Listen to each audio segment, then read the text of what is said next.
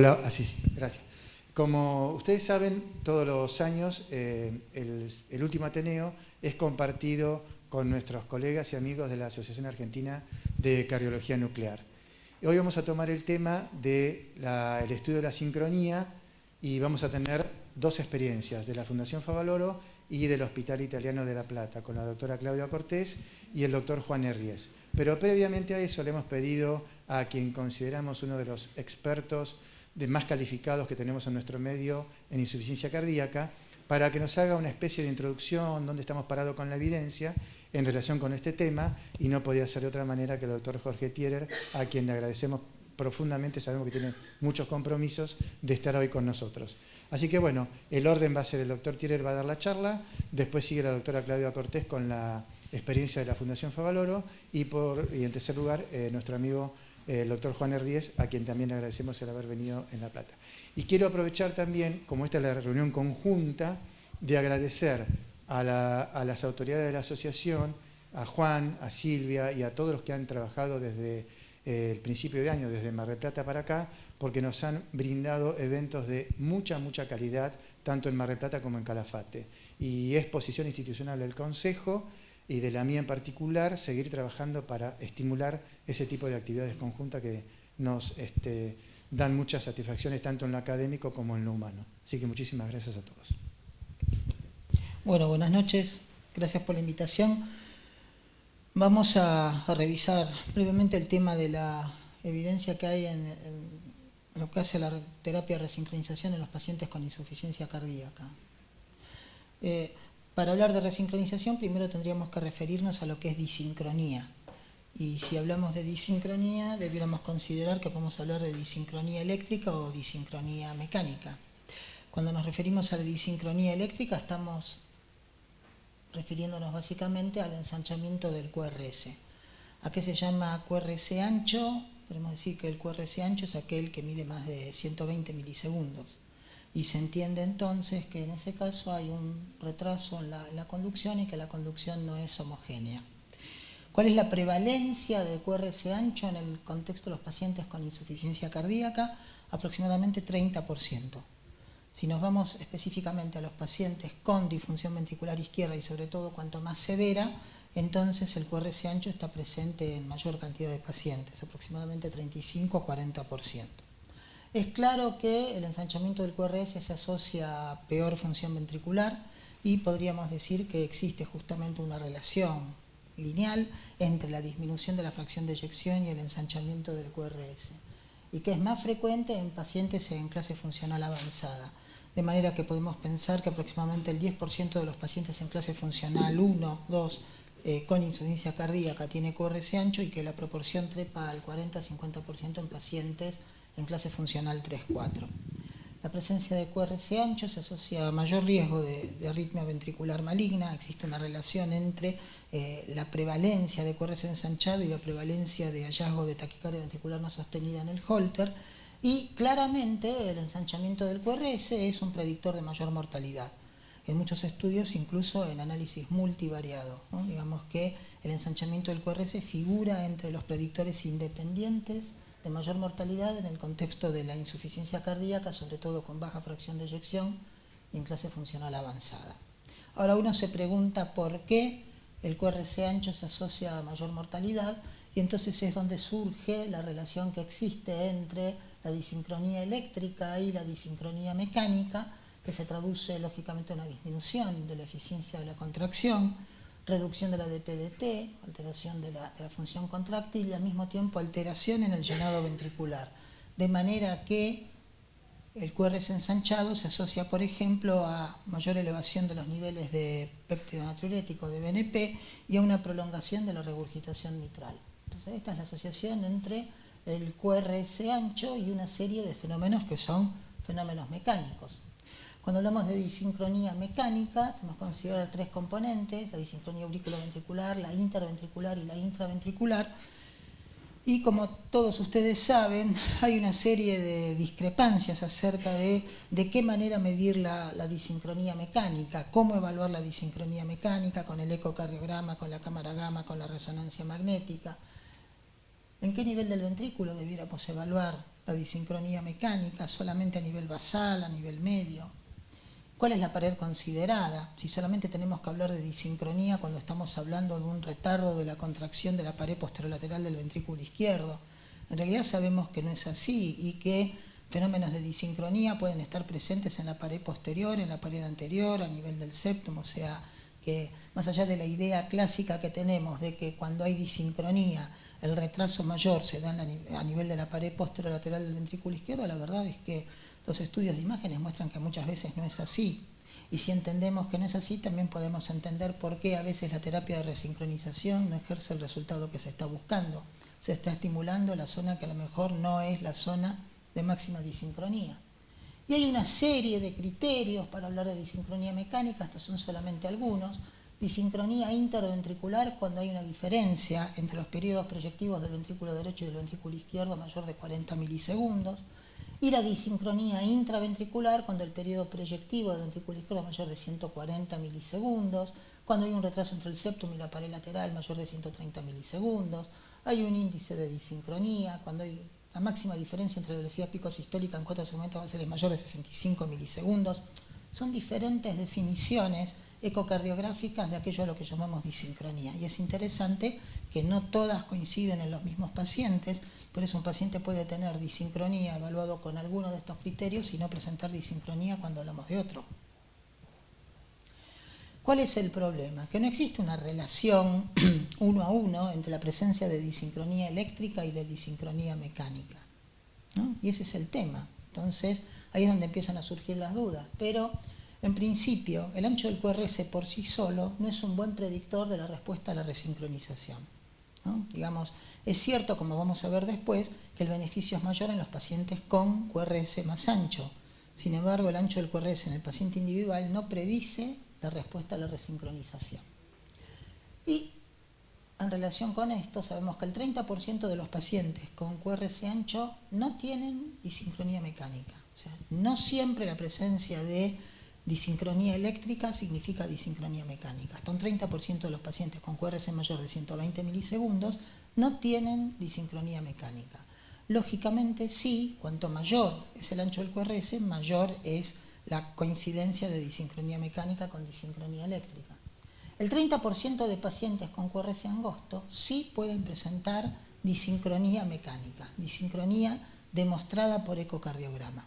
Entonces, esta es la tasa de falta de acuerdo entre la disincronía eléctrica y la disincronía mecánica. ¿Y con qué tiene que ver eso? Con que el QRS en general expresa grandes masas del ventrículo y a lo mejor la disincronía está localizada en una parte del ventrículo y el resto no tiene disincronía.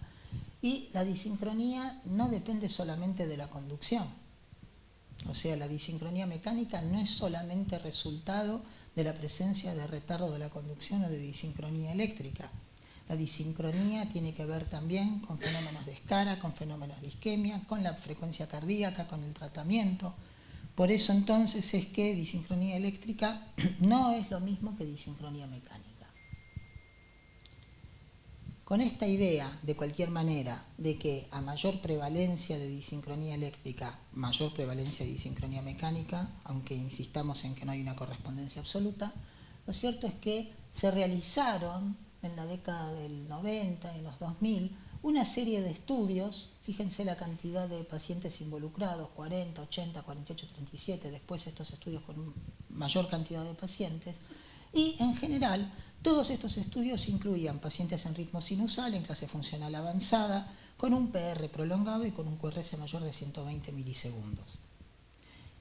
Los puntos finales de la mayoría de estos estudios tenían que ver con mejoría de la fracción de eyección, caminata de 6 minutos, etc. Y se veía que en general los pacientes tratados con resincronizador, respecto de aquellos en los que no se había colocado resincronizador, tenían una mejoría en la caminata de 6 minutos, básicamente, alguna mejoría de la fracción de eyección. Pero cuando todos estos estudios iniciales fueron metaanalizados, se llegó a la conclusión de que la terapia de resincronización podía disminuir la muerte por progresión de insuficiencia cardíaca. No había todavía, con todos estos estudios, evidencia de que la terapia de resincronización redujera la mortalidad total, pero sí la muerte por progresión de insuficiencia cardíaca, lo cual parecía lógico porque la terapia de resincronización atendía a solucionar un problema mecánico. Se hicieron entonces, a partir de allí, estudios con mayor cantidad de pacientes y, como ustedes saben, el primer estudio importante, ¿no?, de esa terapia de resincronización respecto de tratamiento médico óptimo fue el estudio Companion, que seleccionó 1.500 pacientes en clase funcional 3-4 con una fracción de eyección promedio de 23 a 24%, que tenían un PR mayor de 150 milisegundos, un QRC mayor de 120 milisegundos. Y en este estudio, pacientes, repito, con muy baja fracción de eyección, pacientes fueron asignados aleatoriamente al tratamiento médico óptimo más terapia de resincronización o a tratamiento médico óptimo más terapia de resincronización y cardiodefibrilador. 3 ramas. El punto final de este estudio fue mortalidad más hospitalización por insuficiencia cardíaca. ¿Y qué fue lo que se vio? Que el punto final primario, mortalidad más hospitalización, fue reducido por igual por la terapia de resincronización y por la terapia de resincronización más cardiodefibrilador respecto de tratamiento médico. Aproximadamente 20-25%. Pero, si hablamos específicamente de mortalidad, la terapia de resincronización bajó la mortalidad un 24%, con una P de 0.059 en el límite de la significación estadística, y la terapia de resincronización más cardiodefibrilador bajó la mortalidad un 36%, ¿sí? Y eso fue estadísticamente significativo. Quiere decir que en el estudio Companion, lo único que fue capaz de reducir significativamente la mortalidad fue la terapia combinada, resincro más CDI.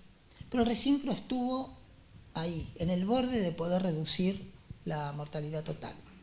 ¿Qué fue lo que pasó entonces? Antes habíamos hablado de un metaanálisis que había considerado todos estos estudios, ¿sí?, y que sugería que la terapia de resincronización podía bajar la mortalidad por progresión de insuficiencia cardíaca. Cuando a todos estos estudios se le sumó el estudio Companion, en un metaanálisis siguiente, entonces se demostró que la terapia de resincronización por sí sola era capaz de reducir la mortalidad total en forma significativa, ¿sí? O sea, Companion no pudo demostrarlo, pero Companion, sumado a todos los estudios anteriores, demostró que la terapia de resincronización era capaz de bajar la mortalidad total. Pero este hallazgo era resultado de un metaanálisis. Y una cosa interesante, que ya se esbozó en este estudio y que se confirmó en todos los estudios siguientes, acá tenemos el ancho del QRS, a lo mejor está medio borroso, acá dice menos de 147 milisegundos, 147 a 168, más de 168 milisegundos. Y como ustedes ven, para todos los puntos finales, la terapia de resincronización pareció más efectiva, sobre todo en los pacientes que tenían QRS más ancho, mayor de 168 milisegundos. Ahí es donde había una diferencia notable entre la terapia de resincronización y el tratamiento médico óptimo. A continuación, conocimos los resultados del estudio KEAR-HF. En el estudio Companion, el 83% de los pacientes estaba en clase funcional 3 y un 17% en clase funcional 4.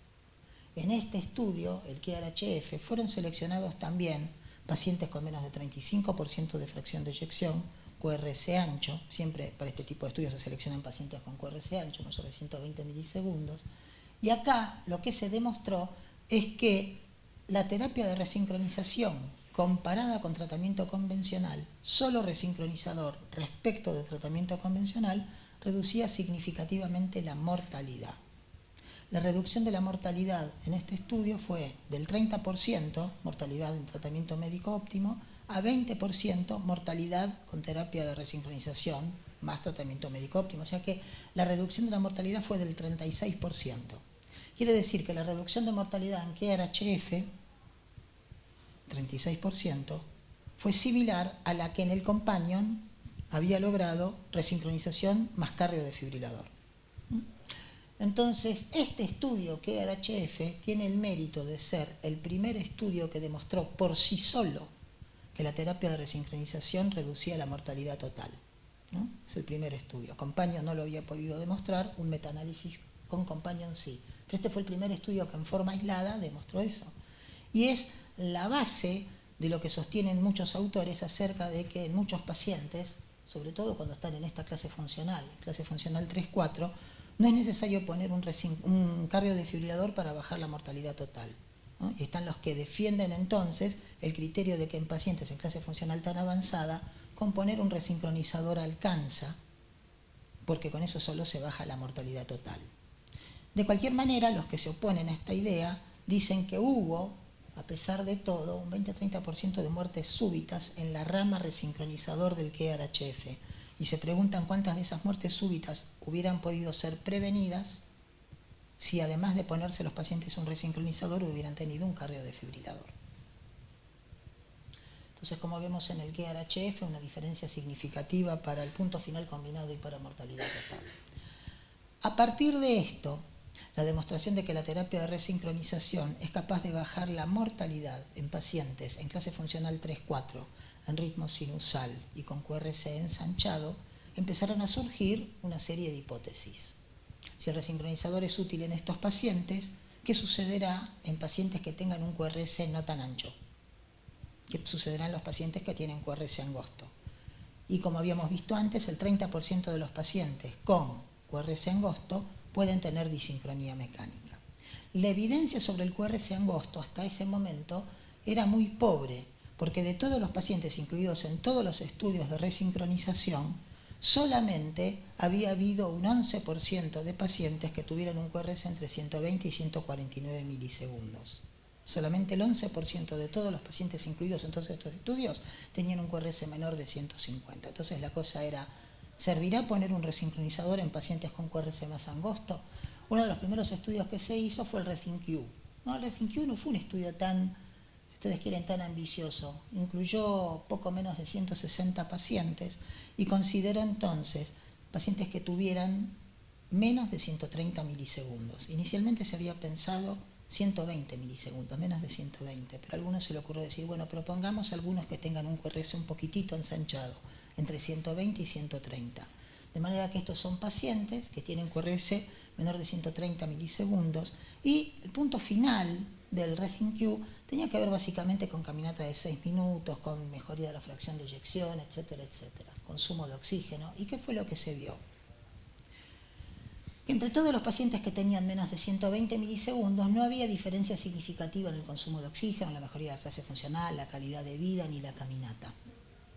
Pero para el grupito de pacientes que tenían entre 120 y 130 milisegundos, parecía que la resincronización podía mejorar alguno de estos puntos finales. ¿Está bien? Entonces la idea fue menos de 120 milisegundos, aunque haya disincronía mecánica, no hay evidencia de que el resincronizador sea efectivo. Entre 120 y 130 milisegundos puede esbozarse algún efecto beneficioso. Y por eso es que las guías seguían insistiendo en que había que poner resincronizador a todo paciente con QRS mayor de 120. Si bien, vale la pena recordar, la mayor parte de los pacientes, incluidos en todos los estudios anteriores, tenían un QRS mucho más ancho que 120. Y parecía haber evidencia de que se beneficiaban sobre todo los pacientes con QRS mayor de 168 milisegundos en el Companion y más de 150 milisegundos en el QRHF. En los últimos años conocimos un par de estudios más en pacientes con QRS angosto, ¿sí? Menor de 130 milisegundos. Este es el estudio LESER-EARTH, muy pocos pacientes, 85, suspendido porque futilidad. No había ninguna evidencia de que los pacientes tratados con resincronizador tuvieran mejor evolución que los no resincronizados.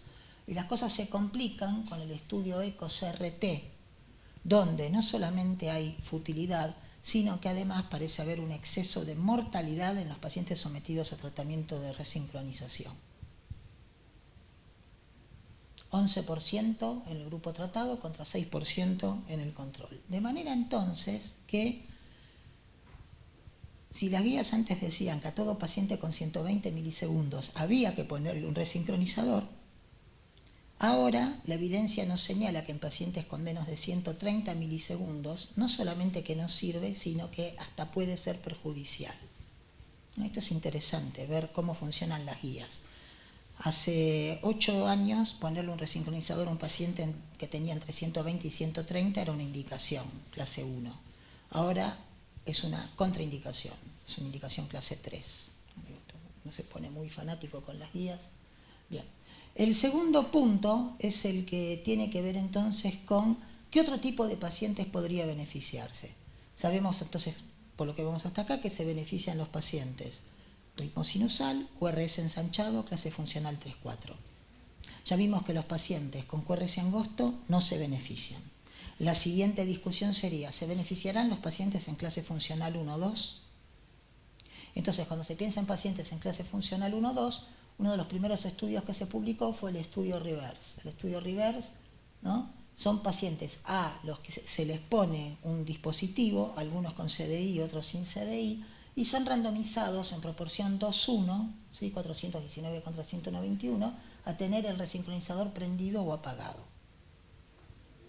El punto final en este estudio, pacientes con QRS más de 120 milisegundos, clase funcional 1-2, el punto final era un punto final clínico poco complicado, donde lo que había que hacer era definir si los pacientes no habían cambiado su estatus funcional, lo habían mejorado o lo habían empeorado, ¿no? Y de esa manera surgía entonces esta tabla de resultados y ellos esperaban, ¿sí?, que con el resincronizador empeorara una cantidad significativamente menor de pacientes. Fíjense, lo que ellos esperaban era, en lo que ellos se fijaron fue en empeoramiento.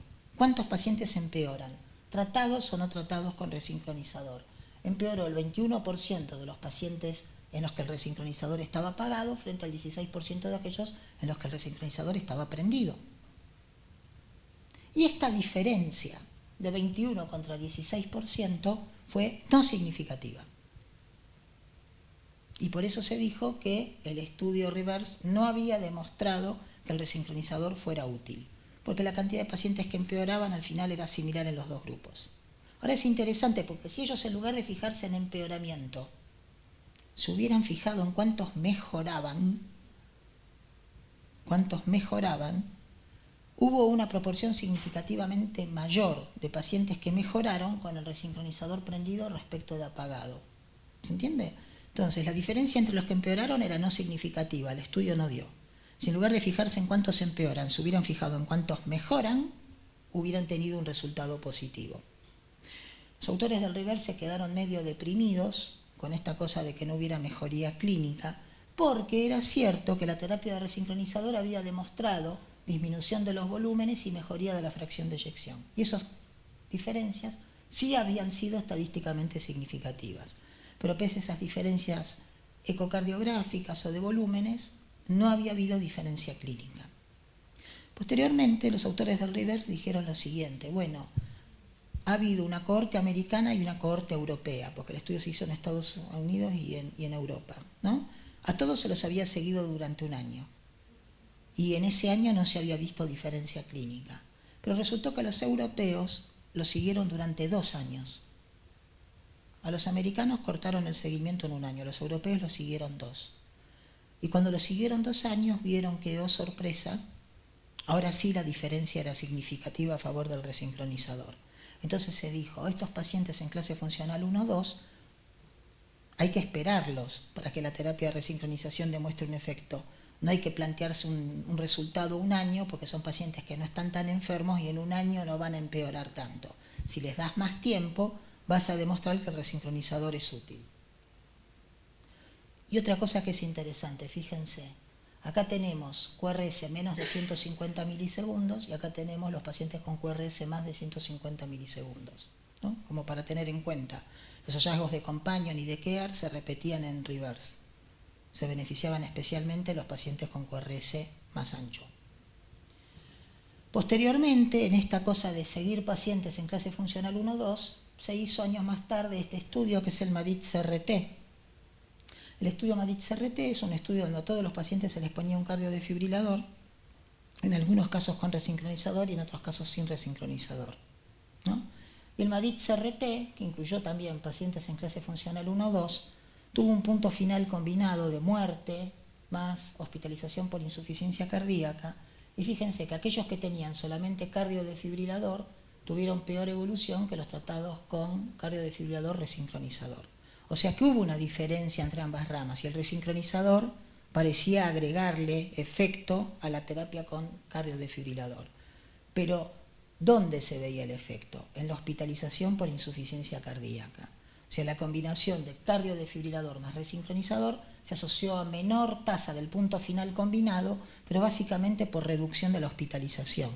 Y no se pudo demostrar en este seguimiento a 4 años que hubiera reducción de la mortalidad total. La mortalidad total fue la misma en los dos grupos.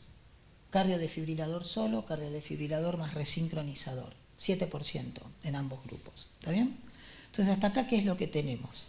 Que el cardiodefibrilador baja la mortalidad en los pacientes en ritmo sinusal, clase funcional 3-4, QRS ancho. No está demostrado que baje la mortalidad en el QRS angosto y no se ha podido demostrar hasta acá que baje la mortalidad en pacientes en clase funcional 1-2. ¿Está bien?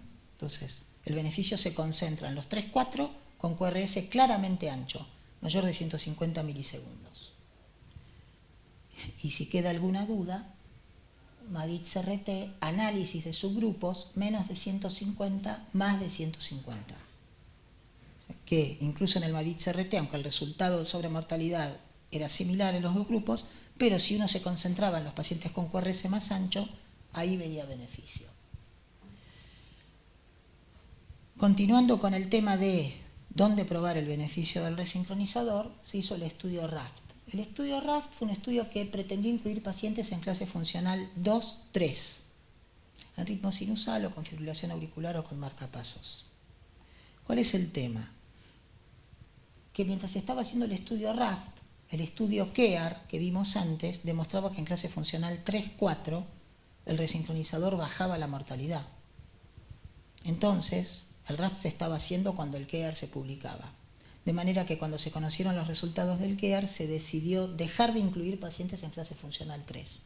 Y a partir de ese momento incluyeron solamente pacientes en clase 2. Por eso decimos que este es un estudio en clase 2-3, pero en realidad el 80% de los pacientes está en clase 2. ¿Está bien? Hasta el estudio RAFT no había evidencia de que el resincronizador bajara la mortalidad en la clase funcional 2. El estudio RAFT incluyó pacientes en clase predominantemente 2. Ahora, ¿eran cualquier paciente en clase 2? No eran cualquier paciente en clase 2, porque eran pacientes que tenían una fracción de eyección promedio de 22%. Así que uno bien puede pensar que si bien estaban en clase 2, estaban ya bastante enfermos. No era el paciente en clase 2 que vemos con 34% de fracción de eyección, sino que eran pacientes en clase funcional 2 con una depresión muy marcada de la función ventricular. Y en esos pacientes, el estudio RAFT demostró que el resincronizador bajaba muerte más hospitalización y que bajaba muerte total. Fue la primera evidencia de que la terapia de resincronización también podía bajar la mortalidad en clase funcional 2. Ahora repito, no cualquier paciente en clase 2, paciente en clase funcional 2 bastante comprometido, ¿sí? Pero esto sirvió para expandir la indicación en las guías. Si hasta ese momento las guías hablaban solamente de pacientes en clase 3-4, a partir de este estudio se empezó a considerar que un paciente en clase funcional 2 avanzada, también podía beneficiarse con la terapia de resincronización. ¿Sí? Y para terminar de complicar un poco más las cosas, antes les mostré el MADIT-CRT y les dije que el MADIT-CRT resincronizador no había bajado la mortalidad. ¿Está bien? Y eran pacientes en clase 1-2. Pero los autores del MADIT-CRT decidieron presentar un seguimiento extendido del estudio. El estudio inicial había tenido un seguimiento promedio de 2.4 y se había extendido hasta 4 años. Ellos hicieron el seguimiento hasta 7 años. Y lo publicaron en el New England hace 2 años, 3 años. ¿Y qué fue lo que se demostró? Que si uno considera, dentro de los pacientes en clase funcional 1-2, aquellos que tienen bloqueo de rama izquierda, y aunque todos tenían puesto un cardiodefibrilador, la terapia de resincronización sumada al cardiodefibrilador contribuyó a disminuir significativamente la mortalidad. ¿Está bien? Quiere decir que MADIT-CRT nos dijo, si su paciente está en clase funcional 2 y tiene bloqueo de rama izquierda, no espere demostrar resultados significativos a 3 o 4 años, pero si usted le da tiempo a la terapia, va a demostrar que el resincronizador ayuda a bajar la mortalidad. ¿No? O sea que parece una perogrullada, pero cuanto menos enfermo está el paciente, más tiempo de seguimiento hace falta para demostrar un efecto. ¿No? Entonces ya tenemos evidencia clara en clase funcional 3-4 con el Companion y el KEAR, y tenemos evidencia de reducción de mortalidad en clase funcional 2 con el RAFT y con el seguimiento extendido del MADIT-CRT para pacientes, en este caso, con bloqueo de rama izquierda. En el RAF no era necesario eso para que hubiera reducción de la mortalidad. Así que acá tenemos todos los estudios, ¿no?, que hemos venido mencionando, algunos ya con demostración significativa de reducción de la mortalidad, y cuando se hace un metaanálisis de todos los estudios se ve que si se compara resincronización con tratamiento médico hay una reducción significativa de la mortalidad del orden del 27%, y si consideramos los estudios en los que el cardiodefibrilador fue comparado con cardiodefibrilador más resincronizador, ¿sí?, lo que tenemos es una reducción significativa de la mortalidad del orden del 22%. O sea que finalmente la terapia de resincronización en grupos seleccionados de pacientes aparece vinculada a una reducción de mortalidad respecto al tratamiento médico y en muchos casos sumada a la terapia de cardiodefibrilador a una reducción de la mortalidad respecto del cardiodefibrilador aislado. ¿Qué es lo que nos dice entonces el consenso de la Sociedad de Cardiología respecto de la resincronización? Este es el consenso publicado el año pasado. ¿Quiénes son los pacientes entonces que se benefician claramente con la terapia de resincronización, como resumen de todo lo anterior? Los pacientes en clase funcional 2 a 4 con al menos 6 meses de evolución, que están con tratamiento médico óptimo, que tienen una fracción de eyección menor del 35%, que tienen ritmo sinusal y que tienen un QRS mayor de 150 milisegundos con morfología de bloqueo de rama izquierda. Y ahí tienen todos los criterios reunidos, ¿sí? Este es el grupo de pacientes donde hay un beneficio claro de la terapia de resincronización y la indicación para estos pacientes es 1A. Y a partir de ahí, porque es medio tedioso repetir todo esto, lo que uno podría pensar es que cuando me empiezo a alejar de estas características, la fuerza de la indicación disminuye. Quiere decir que si en lugar de estar en clase funcional 2 avanzada estoy en clase funcional 1-2, la fuerza de la indicación es menor. Si en lugar de estar en ritmo sinusal estoy en fibrilación auricular, la fuerza de la indicación es menor. Si mi QRS, en lugar de medir más de 150 milisegundos, mide menos, entre 120 y 149, la fuerza de la indicación es menor. Si en lugar de tener bloqueo de rama izquierda no tengo bloqueo de rama izquierda, la fuerza de la indicación es menor. ¿Está bien? Entonces, si sumo todos los porotos, la indicación es 1A, y si empiezo a bajar en alguna de estas indicaciones, la fuerza de la indicación ya no es 1A. Puede ser 2A con nivel de evidencia A, nivel de evidencia B, y en algunos casos hasta puede ser una indicación 2B. ¿Qué es lo interesante como novedad respecto de indicaciones anteriores? Lo que decíamos antes, la terapia de resincronización está contraindicada si el QRS es menor de 130. ¿No? Entonces, yo siempre pienso, yo me pregunto cuánta gente habrá sido inmolada por seguir una guía que hace años decía que si tenías entre 120 y 130 te tenían que poner un resincronizador, y años después la familia se entera que hicieron mal. Y la otra cosa es esto, que es una indicación, digamos, que tiene que ver con otro tipo de paciente.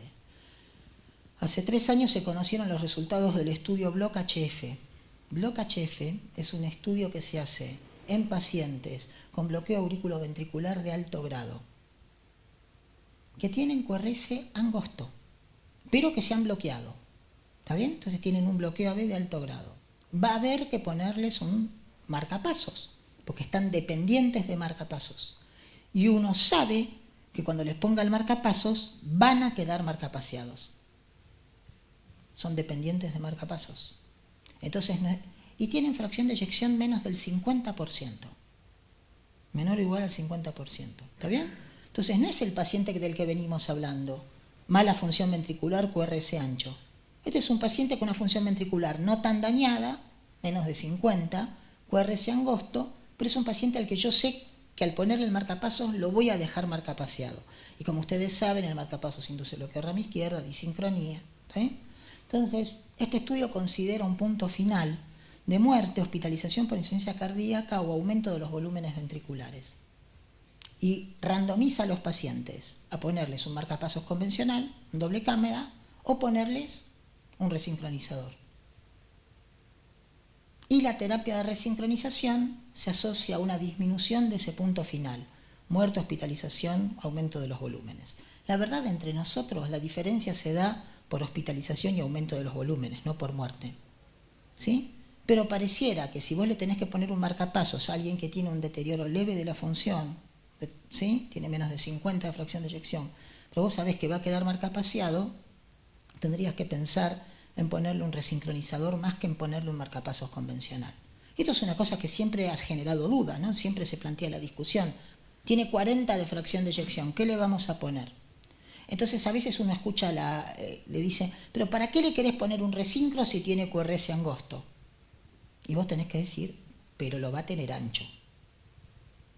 ¿Está bien? Entonces no es la indicación convencional del resincro, al que ya tiene el QRS ancho, ni al que tiene muy mala función ventricular. Es la indicación del resincro previendo lo que va a suceder cuando le pongas un marcapasos convencional.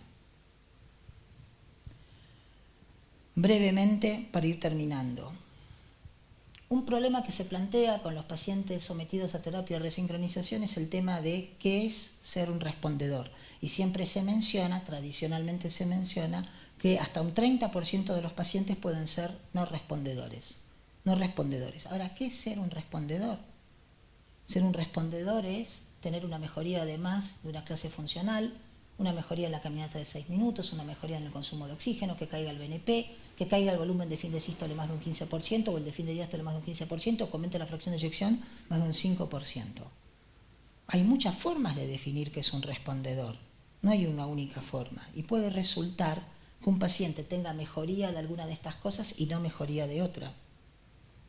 De manera entonces que es difícil definir para siempre qué es ser respondedor a la terapia de resincronización, ¿sí? Algunos plantean que claramente si se le pone un resincronizador a un paciente y se muere en el curso de los siguientes 6 meses, ha sido un no respondedor.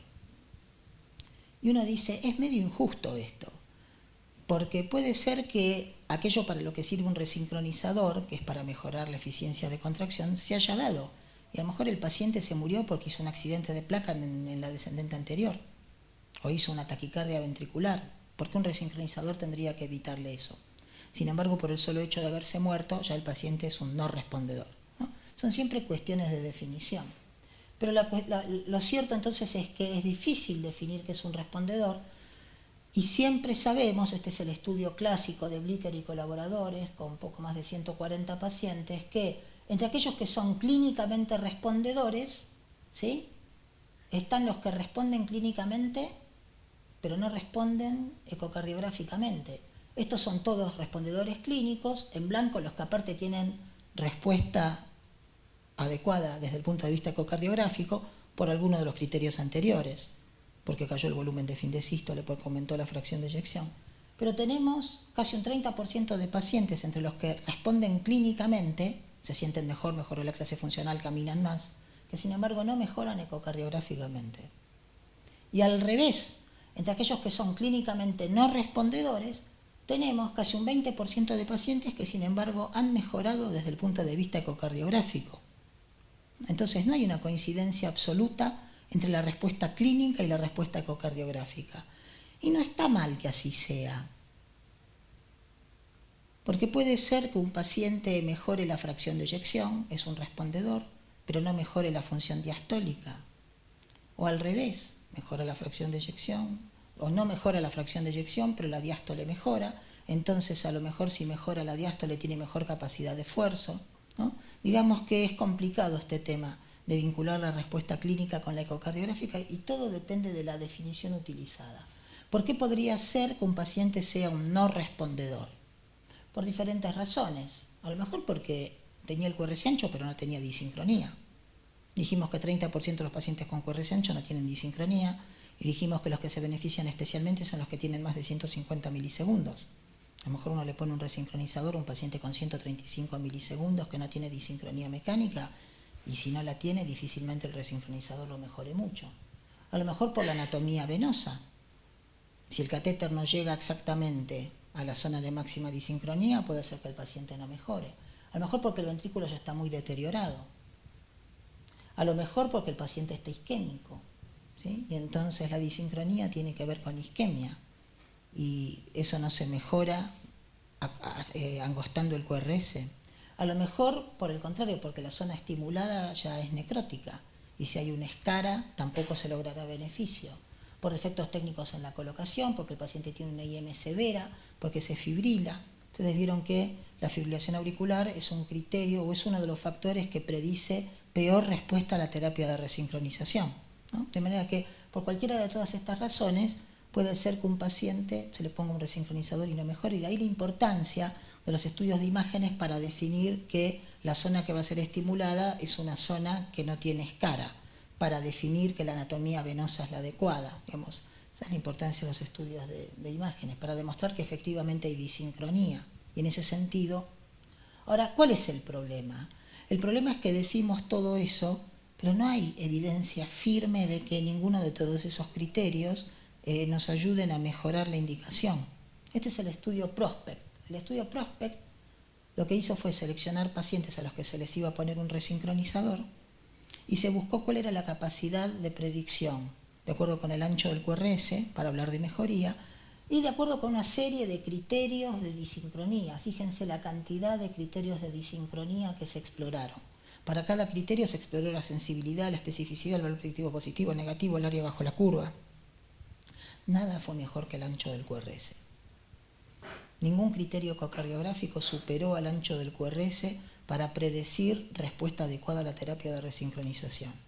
El mejor área bajo la curva de cualquiera de todos estos criterios ecocardiográficos fue 0,62. Ustedes piensen que con 0,50 da lo mismo tirar la moneda. Así que un área bajo la curva de 0,60 nos habla de poca capacidad predictiva, de discriminación. Entonces uno dice, ¿de qué manera yo podría seleccionar a los pacientes?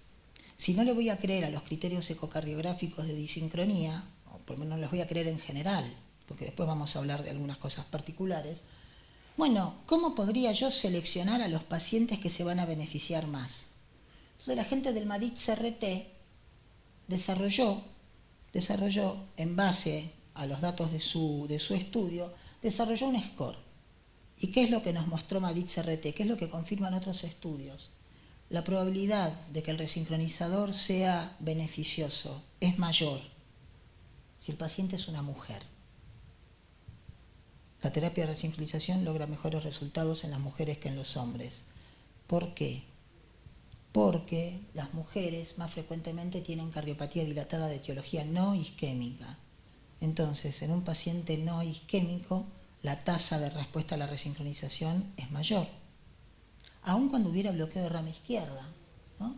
¿Por qué aun cuando hubiera bloqueo de rama izquierda? Que es otro de los criterios. Mucho más éxito si tengo bloqueo de rama izquierda que si no, mucho más éxito si mi QRS es mayor de 150 milisegundos que si no. Decía, ¿por qué? Más allá del bloqueo de rama izquierda. Porque una cosa es el bloqueo de rama izquierda en el no isquémico y otra cosa es el bloqueo de rama izquierda en el isquémico. El bloqueo de rama izquierda en el no isquémico puede ser visto como aquello que inició el problema. El paciente tiene una cardiopatía dilatada no isquémica, tiene bloqueo de rama izquierda, el bloqueo de rama izquierda genera disincronía y eso empeora la función ventricular. O sea que el bloqueo de rama izquierda puede ser la causa. En cambio, una cardiopatía dilatada isquémica, el bloqueo de rama izquierda puede ser expresión de necrosis, ser una consecuencia de la disfunción ventricular y no una causa. Eso explica por qué el bloqueo de rama izquierda juega diferente en los isquémicos y en los no isquémicos. Pero entonces, predictores de éxito: sexo femenino, etiología no isquémica, QRS bien ancho con morfología de bloqueo de rama izquierda, hospitalización previa por insuficiencia cardíaca, un volumen de fin de diástole aumentado, más de 125 mililitros metro cuadrado, y por el contrario un volumen de aurícula izquierda que todavía no esté demasiado aumentado, menos de 40 mililitros metro cuadrado. ¿Por qué? Porque si la aurícula izquierda ya está muy dilatada, con mucho volumen, uno puede presumir mucha insuficiencia mitral y en esos pacientes la terapia de resincronización ya no es tan efectiva. La terapia de resincronización es muy buena cuando el paciente tiene IM moderada, no tanto cuando tiene IM severa. ¿Y sirve para algo ese score que armaron? Sí, sirve para algo, porque fíjense, en los pacientes con score muy bajo, da lo mismo tener resincro que no tener. En cambio, a medida que el score va creciendo, cada vez es mayor el beneficio de tener la asociación de resincro-CDI respecto de tener solamente CDI. O sea que pareciera que la terapia de resincronización es más útil cuando estos criterios están presentes que cuando están ausentes. Para ir terminando, hasta acá hablamos de la patente de bloqueo de rama izquierda y hablamos del QRS. Este es un estudio de Cleland y colaboradores del 2013 que vino a patear un poco el hormiguero. ¿Por qué? porque lo que hizo Cleland fue hacer todo un análisis, Cleland o los que trabajan con Cleland, ¿no? Hacer todo un análisis considerando cuándo empieza a notarse el beneficio del resincronizador. Y nosotros dijimos que en análisis de subgrupos siempre vimos más de 150. El estudio de Cleland señala que el beneficio se da específicamente a partir de los 140 milisegundos. Cuando el QRS es mayor de 140 milisegundos, fíjense, el intervalo de confianza recién toca el 1. O sea que de 140 milisegundos en adelante, claro beneficio de la terapia de resincronización. Con menos de 140, no. ¿Está bien? Pero que más allá de eso, del ancho, ¿cómo vamos a diferenciar en la clínica 140 de 150 milisegundos? No podemos. Más allá de eso, lo interesante de todo este metaanálisis de Cleland, más de 3.800 pacientes de 5 de los grandes estudios de resincronización, es que nos dice que la patente no importa. Cleland viene a discutir el tema de la patente. Si todos los estudios coinciden y las guías dicen que lo que importa es que tenga bloqueo de rama izquierda como patente de trastorno de conducción, Cleland dice que no es así. Y que cuando uno ajusta en el modelo la patente por el ancho del QRS, cuando uno mete en el modelo el ancho del QRS queda y la patente se cae. ¿Qué quiere decir eso? Que lo que importa es que el QRS sea muy ancho. Y que los pacientes con bloqueo de rama izquierda se benefician más que los que tienen rama derecha o patente inespecífica, se benefician más porque en general los pacientes con bloqueo de rama izquierda tienen QRS más ancho. ¿Se entiende? Entonces, si en el modelo ajusto por el ancho del QRS ya no importa el bloqueo. Ahora, en la práctica, ¿qué es lo que uno ve? Y que se benefician los de bloqueo de rama izquierda. ¿Pero por qué? Porque su QRS es un poco más ancho que los que tienen bloqueo de rama derecha. ¿Sí?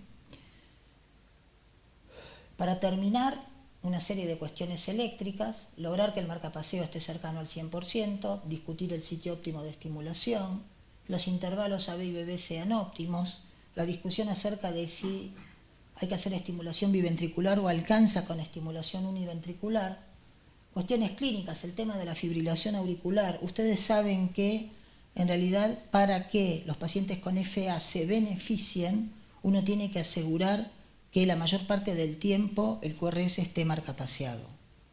¿Está bien? Digamos, un resincronizador sirve si resincroniza. Todo es al revés. Cuando uno pone un cardiodesfibrilador, espera que el aparato funcione la menor cantidad de tiempo, que no esté marcapaseando todo el tiempo, para no gastar batería. Cuando uno pone un resincronizador, por el contrario, está esperando que el aparato funcione la mayor parte del tiempo, porque si no estimula, no resincroniza y no sirve para nada. Entonces, en pacientes con fibrilación auricular hay que asegurarse que la mayor parte de los QRS estén marcapaseados. Para lograr eso, tengo que disminuir la respuesta ventricular, con medicación o con ablación del nodo AB. Pero tengo que asegurarme que un paciente fibrilado va a estar estimulado la mayor cantidad posible del tiempo. Por último, entonces, última diapositiva, la resincronización es la verdadera terapia eléctrica de la insuficiencia cardíaca. La indicación no es sencilla y en realidad es multidisciplinaria. Es difícil que uno solo indique un resincronizador. A pesar de todo lo que dijimos del eco y de lo que fuera, uno siempre busca el auxilio del método de imágenes, sobre todo cuando uno tiene un ecocardiografista en el que confía, ¿no? Y cuando la indicación es más complicada, si el ecocardiografista dice, mira, no tiene disincronía, no tiene nada, y bueno, uno es más renuente a poner el aparato, ¿sí? Y una cosa interesante es que, a diferencia del cardiodesfibrilador, que apunta a la muerte súbita, y donde uno piensa que días que pasa sin indicarlo son días en los que el paciente se puede morir súbitamente, uno después dice, ¿cómo no le puse el...? ¿Sí? La decisión sobre poner o no un resincronizador nos da un poco más de tiempo. Apunta más a la muerte por progresión y a fenómenos mecánicos que a fenómenos arrítmicos graves. De manera entonces que uno puede tomarse un poco más de tiempo para pensar, terminar de caracterizar bien al paciente, pensar si efectivamente será un respondedor o no. Uno también ha visto morirse pacientes por intentar ponerles un resincronizador. O sea, no es una práctica inocua. La tasa de complicaciones en la colocación de un resincronizador es mayor, es el doble que la tasa de complicaciones para poner un cardiodesfibrilador.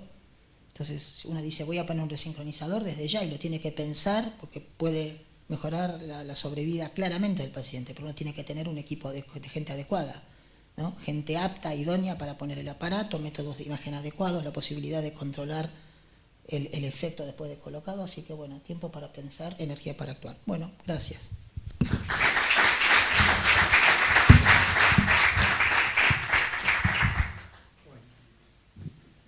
¿Alguna pregunta? Fue una charla extraordinaria, excelente, llena de datos y de evidencia clara. Bueno, ¿no hay? Listo. Bueno, Jorge, muchísimas gracias. Bárbaro. Bueno, muchísimas gracias. Sabemos que se tiene que ir el doctor Thierer. Le agradecemos muchísimo haber estado. Muchas gracias, Jorge. Bueno, pasamos a la segunda parte, la charla de la doctora Claudia Cortés, con la experiencia de la Fundación Favaloro.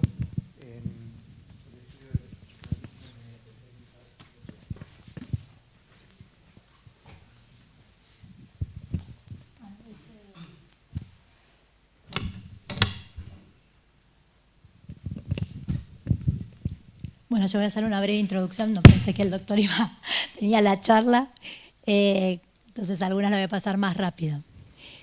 Bueno, de esta parte ya habló el doctor extensamente, que a pesar de los criterios clínicos, uno tiene estos no respondedores.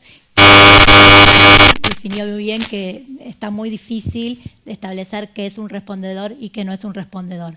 En este artículo me pareció interesante que se empieza a preguntar cuáles podrían ser las posibles causas de que los pacientes no fueran respondedores.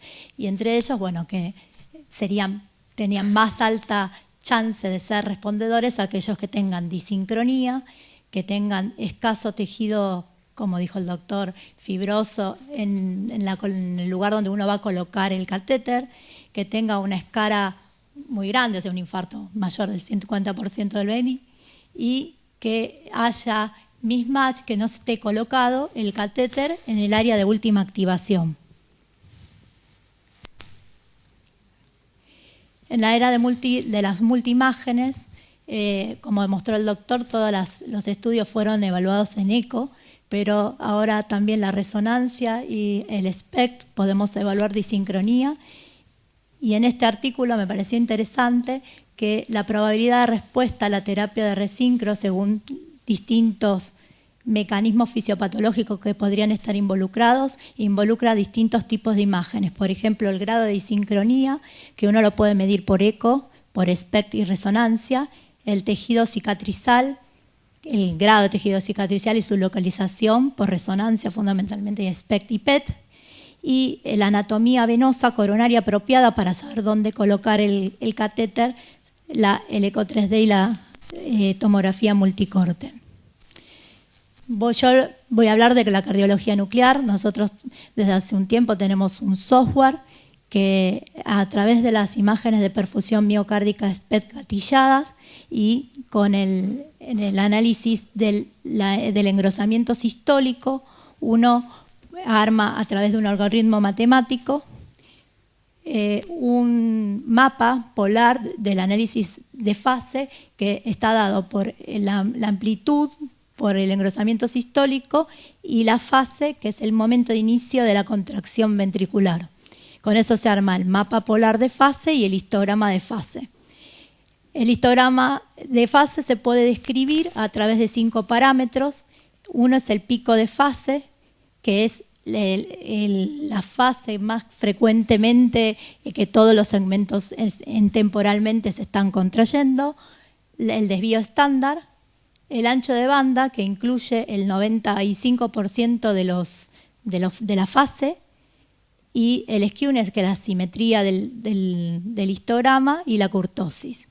Los dos parámetros que más fueron estudiados en la literatura fueron el desvío estándar y el ancho de banda, que me hablan de la dispersión de la fase en la contracción ventricular. Y tenemos dos patrones. Uno claramente sincrónico, donde el pico es alto, el desvío estándar es angosto y el ancho de banda es angosto, que en estos casos la terapia de resincronización estaría no indicada, y claramente disincrónico cuando el ancho de banda es extenso y el desvío estándar es extenso. Además, en el mapa polar de fase, los colores significan temporalmente el área que se va activando. Entonces, como podemos ver, la fase de última activación se nos marca en el mapa polar cuáles son los segmentos, que son los últimos que se activan. Para saber cuál es el valor que uno tiene que decir que está disincrónico por medicina nuclear, en este estudio, que es prospectivo de 42 pacientes, que se utilizaban los criterios clásicos de colocación en ese momento de la terapia de resincronización, se les hacía un SPECT gatillado previo a la colocación del resincro y se valoraba clínicamente y ecocardiográficamente a los 6 meses. En este estudio mezclaban pacientes tanto de cardiopatía isquémica como idiopática. Cuando fueron a ver a los pacientes que respondían y a los que no respondían, las variables que se asociaban a la respuesta a la terapia de resincro fueron solamente el ancho de banda y el desvío estándar, como que los valores nucleares son importantes para predecir cuáles son los respondedores. En estos pacientes los respondedores tenían, además de la mejoría clínica, la mejoría ecocardiográfica. Y un valor de ancho de banda de 135 grados y un desvío estándar de 43 es dentro de la curva ROC, el parámetro que mayor a estos números se define un paciente como disincrónico.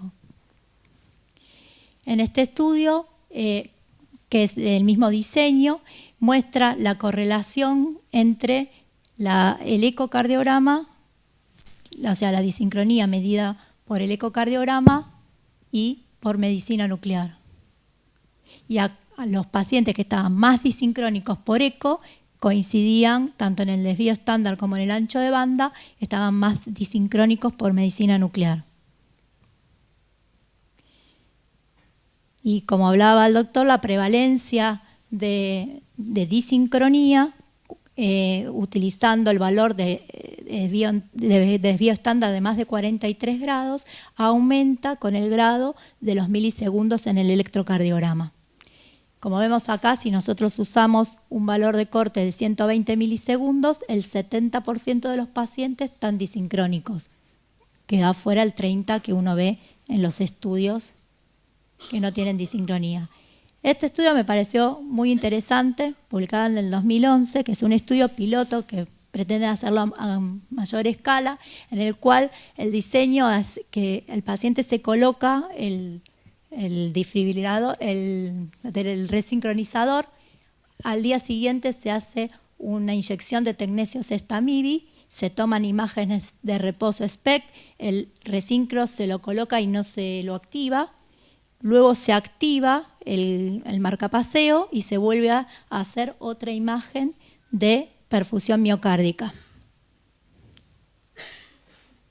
A través de la placa de tórax se localiza dónde quedó colocado el catéter, con la placa de frente y de perfil. Y acá muestra en este paciente que pre-terapia de resincro, antes de prender el aparato, el paciente tenía valores de 124 de ancho de banda y SD de 43, que estaban disincrónicos, y que luego de prender el dispositivo disminuyen francamente. Por otro lado, y el catéter estaba colocado en el área concordante con el área de última activación. En este otro paciente mostraban que previo a la terapia de resincro, los valores de SD y HB no estaban en rangos de disincronía y que luego de prender el dispositivo empeoran. En este paciente no concordaba el área de última activación con el área de colocación del catéter. Entonces ellos proponen un algoritmo que ellos midieron en el SPECT basal si tenía disincronía o no. Si no tiene disincronía, la mayoría de los pacientes quedaron igual o empeoraron. Ninguno mejoró. Si tiene disincronía, se fijaron el monto de escara. Si la escara era mayor del 40%, la mayoría empeoraron o no cambiaron. Si tenían una escara menor al 40%, se fijaron si tenían la concordancia entre el sitio de colocación del catéter y el área de última activación. Si la tenían, la mayoría mejoraba. Si ven acá, esta es una curva de Kaplan-Meier donde el evento es un evento combinado entre muerte, internación por insuficiencia cardíaca, choques apropiados del cardiodesfibrilador que sí lo tenían asociado, y se puede diferenciar los pacientes que mejoraban o quedaban igual contra los pacientes que empeoraban. Siguiendo este algoritmo, uno podía predecir a los respondedores, ¿no? Los que estaban disincrónicos con una escara menor al 40 y que concordaban el sitio de colocación del catéter, y en eventos también tenían una diferencia estadísticamente significativa. Y estos son los valores de sensibilidad, especificidad, valor predictivo positivo y negativo, siguiendo este algoritmo. En concordancia con esto, este otro estudio muestra acá cómo debemos colocar el catéter con un modelo. Este sería el mapa polar de análisis de fase, y estos son el modelo sería de 6 segmentos. Acá muestra, en los dos pacientes se colocó el catéter a nivel de la cara lateral. En este paciente, que es concordante, el segmento de última activación se encuentra en la cara lateral, ¿no? En este paciente que es discordante, tienen el segmento apical o septal, y este fue, ahí no se llega a leer, está muy clarita la imagen, este fue respondedor, o sea, disminuyó los valores de fracción de eyección aumentaron, y este fue no respondedor. En el conjunto de pacientes, entonces, los concordantes tuvieron una mayor fracción de eyección y disminución de los volúmenes que los discordantes. Bueno, para presentar nuestra experiencia, nosotros en primer lugar empezamos a generar nuestra base de datos de pacientes normales. Definimos normales como aquellos que tenían un pretest bajo, 2 factores de riesgo excluyendo diabetes, sin enfermedad coronaria conocida, que tuvieran un electrocardiograma basal, ergometría normal, perfusión normal y función normal. Determinamos los valores que nos da el programa y observamos que nos daban valores similares a los que el mismo programa que tiene cargada una base de datos dentro del software, y las diferencian entre sexo, entre hombres y mujeres. Y nos dio similar en reposo y esfuerzo, y lo que no estaba publicado y que nosotros decidimos comparar es en diferentes dosis, y la dosis era importante entre dosis baja y dosis alta, y vimos que sí, que los valores, el conteo es importante.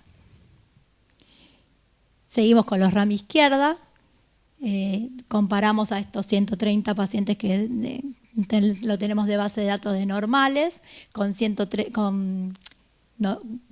48 pacientes que eran con bloqueo de RAM izquierda, y vimos que comparados con los normales, teniendo todas las variables, son estadísticamente significativas el HB y el ACD, y dentro de ellos, dentro de los bloqueos de RAM izquierda, eran diferentes, como está escrito en la literatura, los que tienen fracción de eyección menor de 35, los que tienen volumen de fin de diástole mayor de 70, no veo bien los números, así que los que tienen perfusión normal contra los que tienen el defecto de perfusión típico del bloqueo de rama izquierda. Esto para Alejandro, que siempre quiere hacer los bloqueos de rama izquierda. También nos planteamos, bueno, la isquemia como mecanismo también que puede retardar la conducción por la isquemia misma, y entonces nos planteamos de estudiar qué valor tiene el análisis de fase en pacientes isquémicos. Para eso, como en nuestra base de datos de normales vimos que la dosis era importante, nos quedamos con todos protocolos de 2 días para que las 2 dosis, tanto en estrés de reposo, sean iguales. Entonces nos quedaron 22 pacientes normales con protocolo de 2 días y los comparamos con 92 pacientes con isquemia miocárdica definida por un SDS de 2, mayor o igual a 2, y excluimos a los pacientes que nos podían dar, artificio por marcapaso, bloqueo de rama izquierda o defecto fijo de perfusión. Llamamos isquemia moderada severa un SDS mayor o igual a 5 y severa mayor de 8. Acá vemos un paciente con isquemia severa y en territorio del ascendente anterior. Este es el mapa de análisis de fase del reposo y vemos cómo aumentan el SD y el HB en las imágenes de estrés, y en el mapa polar, en el de fase, vemos que el segmento de última activación coincide con el aire isquémica. Y en estos pacientes, ya sea analizados todos juntos, los pacientes isquémicos, tanto el HB como el SD son diferentes a los normales, diferenciando isquemia severa, moderada severa o isquemia severa. Cuando la isquemia es severa es el valor más significativo con respecto a los normales. También hicimos nuestro análisis en pacientes dilatados. Tomamos como límite del volumen de fin de sístole mayor de 70 y corregimos por superficie corporal para ver si no era lo indexamos por la superficie corporal y continúan siendo los parámetros totalmente diferentes a los normales. Y acá no se ve muy bien, pero de todos estos son todos dilatados. Cuando tomamos todos los 5 parámetros que se miden con el análisis de fase, vimos que cuando el paciente tenía dilatación ventricular y fracción de eyección menor a 35, todos los parámetros eran diferentes.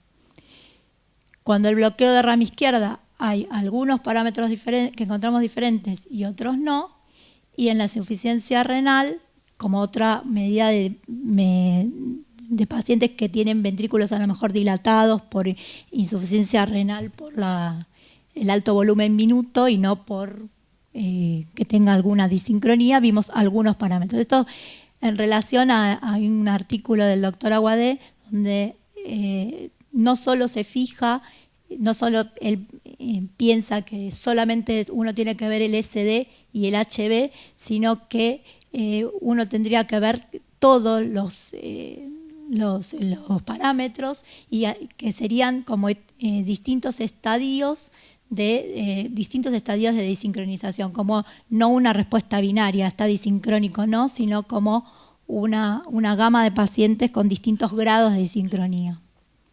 También analizamos el segmento de última activación, el territorio vascular, y vimos en pacientes dilatados o dilatados con BRI, aquellos que tienen SRS de 0, que en el segmento donde es la última activación. Hay discordante del 22%, cuando es siempre nosotros nos preguntamos si el segmento de última activación en un paciente que tiene necrosis está dado porque justamente el último segmento es el segmento necrótico, y a veces no. Y por último, nos planteábamos, nosotros tenemos el software de Emory Toolbox, que para su reconstrucción requiere que uno, en forma automática, uno procesa las imágenes de perfusión como las procesa habitualmente. Pero para las imágenes gatilladas, muchas veces automáticamente no reconoce los bordes posterior y apical en el ventrículo. Entonces, cuando uno cambia los bordes, cambia la fracción de eyección, la forma de cálculo, y cambia el valor del análisis de fase. Entonces, nuestra pregunta era, bueno, ¿qué variabilidad interobservador tenemos y qué probabilidad de error podemos tener? Acá tenemos un ejemplo de pacientes normales que generalmente, como el paciente normal tiene toda su conformación, por lo general el programa automáticamente los coloca bien los bordes, pero en los pacientes que en realidad para lo cual el análisis de fase está hecho, con ventrículos severos que a veces tienen necrosis, en esos pacientes a veces les es difícil al software en forma automática colocar los bordes y requiere de ese procesamiento manual. Entonces nuestra pregunta fue cuál es la variación interobservador. Para eso entonces tomamos 10 pacientes de cada de estos 3 grupos, uno normales, 10 pacientes con fracción de eyección entre 35 y 50 y 10 pacientes con menor de 35. Y 4 observadores con distintos años de experiencia, no piensen que yo estoy acá, ¿no? Hicimos la correlación. Este es el análisis global, teniendo todos los pacientes. La correlación es muy buena entre los 4 observadores, todo el Pearson está por encima de 0,9. Cuando agarramos los pacientes normales, persiste la misma correlación. Cuando la fracción de eyección está entre 35 y 50, ahí ya deja de ser 0,9, empieza a ser 0,8, pero es una buena correlación. Y cuando tenemos los pacientes con menos de 35, ahí observamos que, sobre todo, el operador 2 tiene una correlación en el límite de la aceptancia estadística, tanto para el HB como en el SD. Y justo el observador 2, que era ciego, esto era el de menor experiencia. Menos mal que dio así, no que fui yo.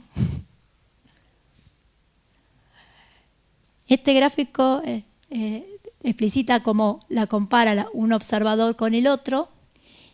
Si vemos el grupo 1, que son los normales, acá el grupo 2, que es la fracción de eyección de entre 35 y 50 y más de 50, uno ve que claramente son diferentes, ¿sí? Y el grado de dispersión entre los valores individuales, este puntito significa el mismo valor visto por los 2 operadores, el grado de dispersión es mayor, aunque dentro de la anormalidad, ¿sí?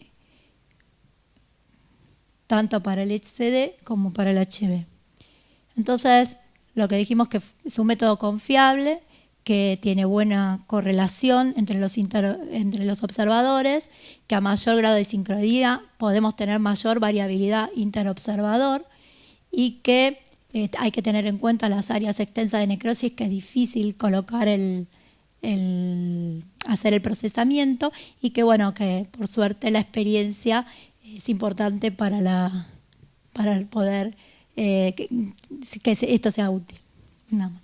De la insuficiencia cardíaca es la enfermedad coronaria y que además de la disminución de la función ventricular, la dilatación de las cavidades izquierdas en los pacientes con miocardiopatías dilatadas, con bloqueo de rama izquierda, lo mencionaba Jorge, sucede en otros cambios fisiopatológicos que alteran la función ventricular. Y estos son el retraso en la conducción interventricular, el retraso en la activación del ventrículo izquierdo, la insuficiencia mitral, el movimiento paradojal del septum y una disminución en los tiempos de llenado del ventrículo izquierdo.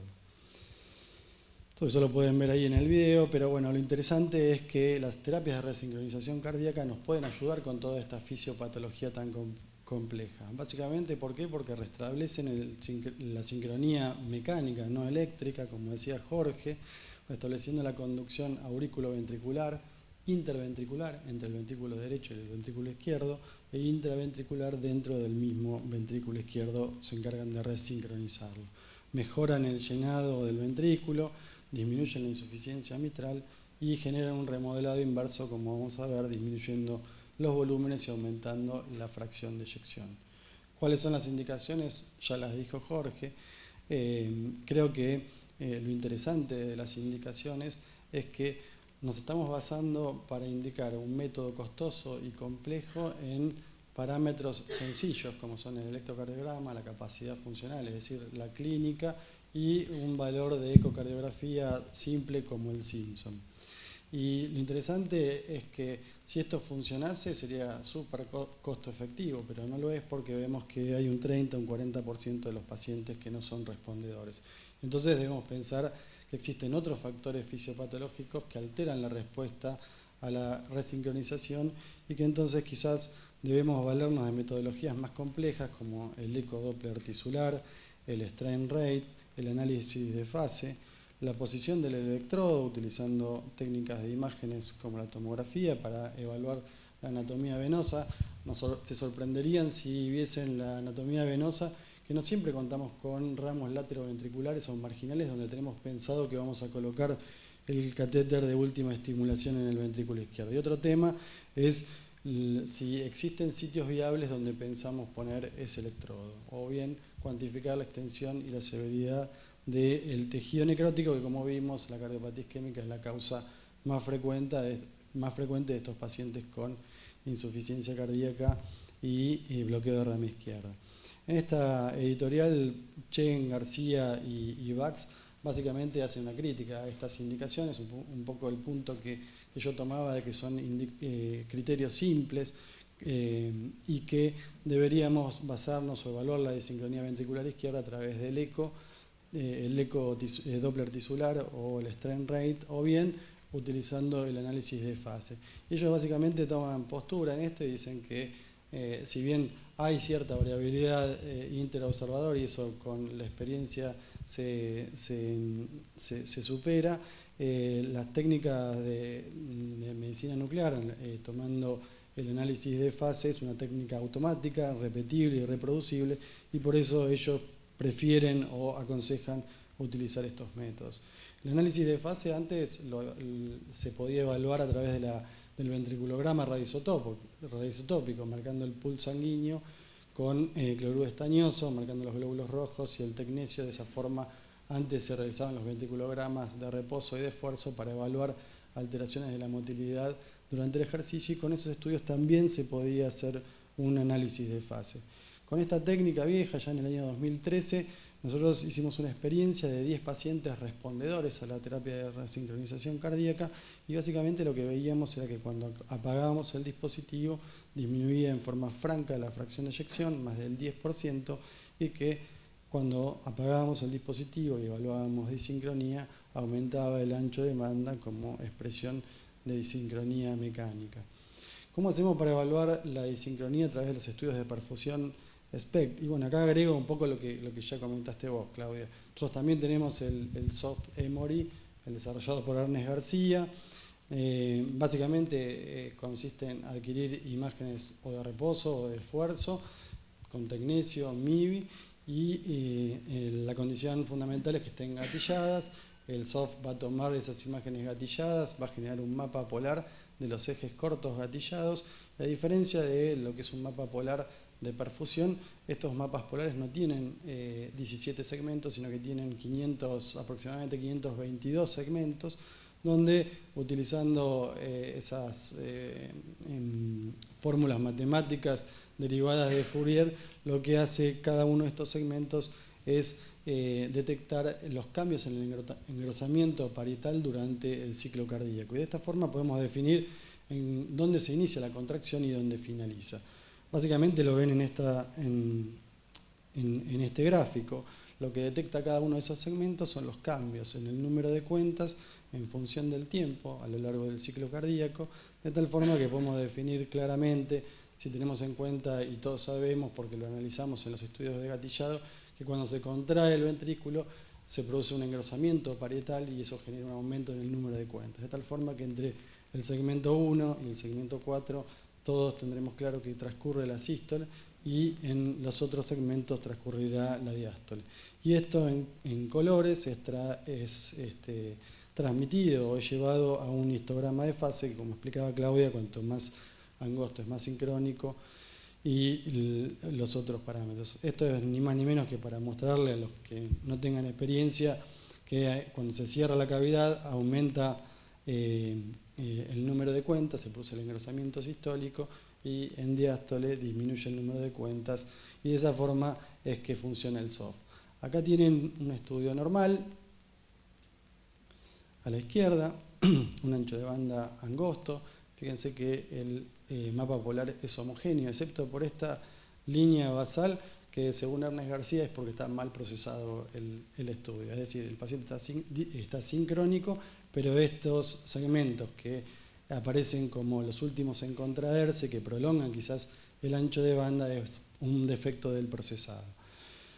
Esto es muy interesante. Nosotros tenemos en la cabeza de que un paciente con bloqueo de rama izquierda inicia su ciclo de contracción en el septum y finaliza en la cara lateral. Esto lo podemos ver muy claramente en este histograma de fase, en este mapa polar y en este mapa polar en movimiento.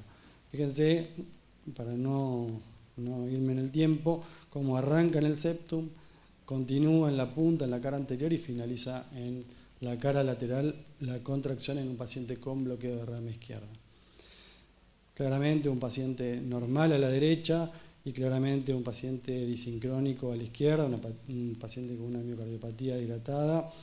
El inicio de la contracción en este caso es a nivel apical, continúa con el casquete apical, luego las caras anteriores y cara inferior, y finalmente el ciclo de contracción finaliza en el septum y en la cara lateral. Con respecto a la experiencia, que es lo que vinimos a contar, muy parecido, creo que la línea de pensamiento con lo que hicieron ustedes, Claudia.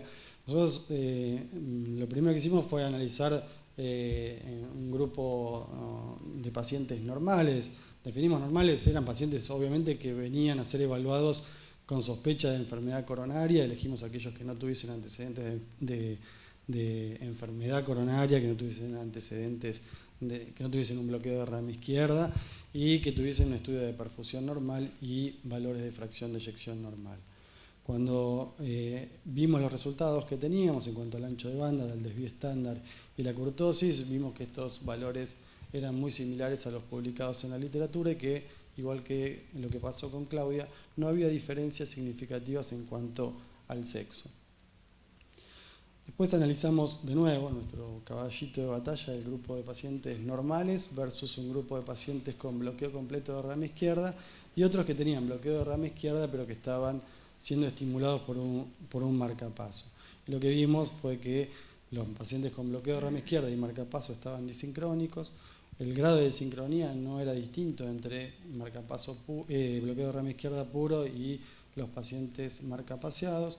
Con el desvío estándar sucedió algo parecido y algo similar con la curtosis. Este trabajo ya lo comentó Claudia. Estos son pacientes concordantes o discordantes, macho o mismatch en cuanto a la colocación del catéter y el último sitio en contraerse del ventrículo izquierdo, y básicamente lo ponía porque nosotros lo que hicimos fue evaluar la sincronía ventricular izquierda y la secuencia de activación de los pacientes con bloqueo de rama izquierda. Estos son los datos que vieron en el trabajo anterior. Los pacientes con bloqueo de rama izquierda estaban disincrónicos, el ancho de banda, el desvío estándar y la curtosis daban parámetros de disincronía, pero lo interesante del trabajo, y a esto también se refirió Jorge, fue que el último sitio de contracción en el bloqueo de rama izquierda fue en el 62% en la cara lateral, eso que nosotros pensamos que debería ocurrir en todos los pacientes y que vimos que ocurría en el ejemplo que les mostré anteriormente, pero que había un porcentaje de pacientes, el 38%, que no es despreciable, que terminaban un 26% en la cara anterior, un 6% en el ápex, un 3% en la cara inferior y un 3% en el septum. Con lo cual concluimos que con respecto a la secuencia de activación del ventrículo izquierdo hay un porcentaje importante de pacientes que no finalizan su ciclo de contracción en la cara lateral cuando presentan bloqueo de rama izquierda, y esto debería ser tomado en cuenta a la hora de indicar una terapia de resincronización cardíaca. Este es un paciente que traje porque, como dijimos, la mayor parte de los pacientes tienen miocardiopatías dilatadas isquémico-necróticas, y acá en el mapa de perfusión pueden ver que tiene una escara grande en la cara que compromete toda la cara inferior, la cara inferolateral e inferoseptal. Cuando analizamos el histograma de fase, los últimos segmentos en contraerse son exactamente estos, los de la cara inferior, donde se encuentra la escara necrótica. Por ahí, como sabemos, no es donde debemos colocar el catéter de estimulación. Lo que debemos hacer es colocarlo en estos sitios, en los azules, que serían la cara lateral estricta, para mejorar la contracción y la sincronía. Este es un caso de una paciente de sexo femenino, 52 años, con una miocardiopatía dilatada de origen idiopático, en clase funcional 3-4, desde la caminata a 242 metros, tenía ritmo sinusal, bloqueo completo de rama izquierda y un QRS ancho, 180 milisegundos. Tratamiento médico óptimo, la paciente no mejoraba, los electrofisiólogos decidieron realizarle una terapia de resincronización cardíaca.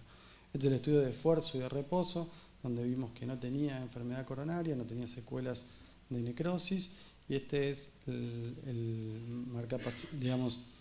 dispositivo prendido y el dispositivo apagado. Fíjense cómo disminuye el ancho de banda. Si ven el mapa polar en movimiento, ven cómo mejora mucho la sincronía. Ahí lo van a ver.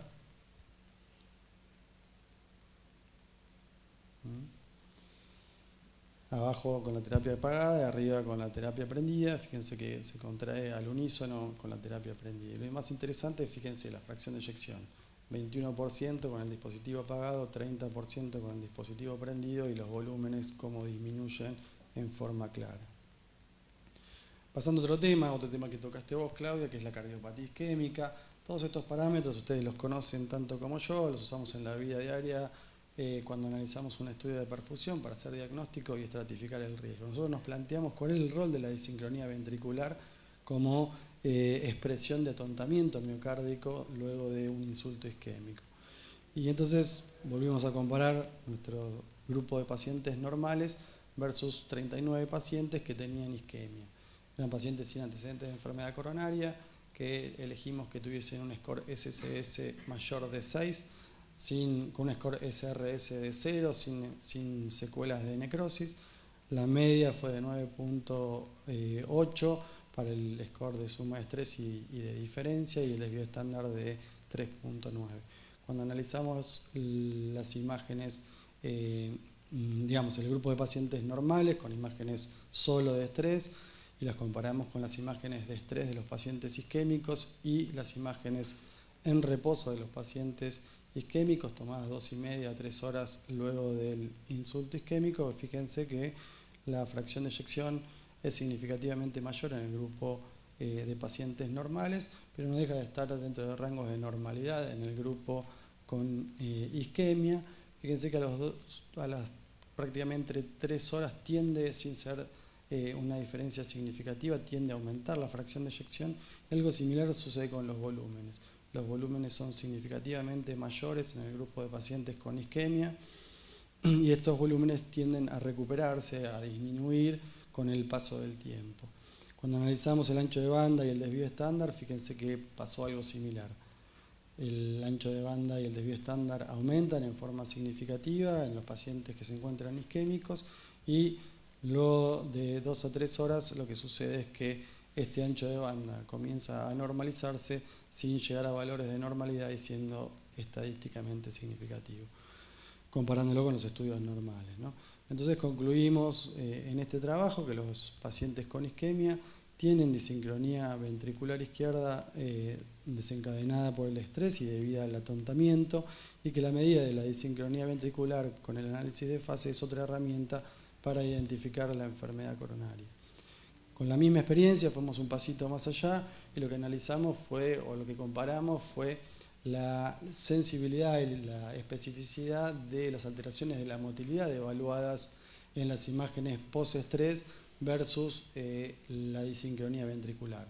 Entonces lo que hicimos fue 2 expertos observadores analizaron las imágenes en forma independiente y ciegos, tanto de los pacientes normales como de los pacientes patológicos, y lo que encontramos fue que la especificidad era significativamente mayor para las alteraciones de la motilidad, pero que la disincronía era un método más sensible para identificar la isquemia.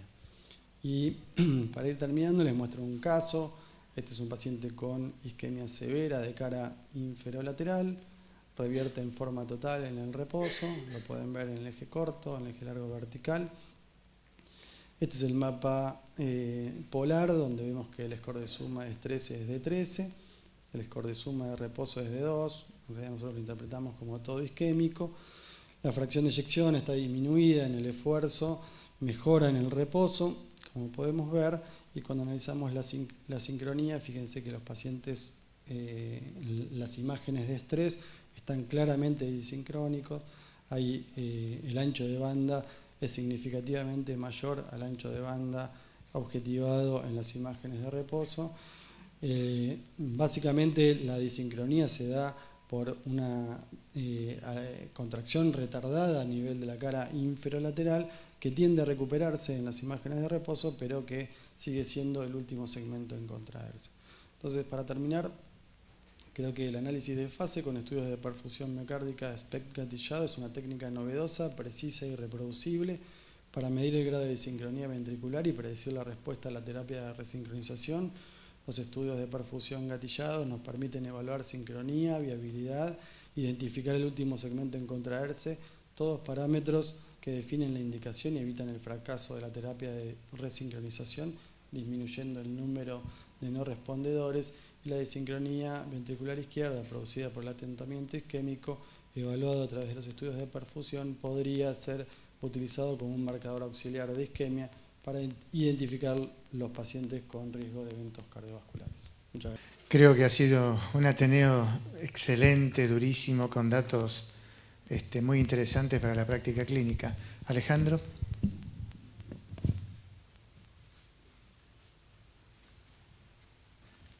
Bueno, felicitaciones. Yo me pregunto, nosotros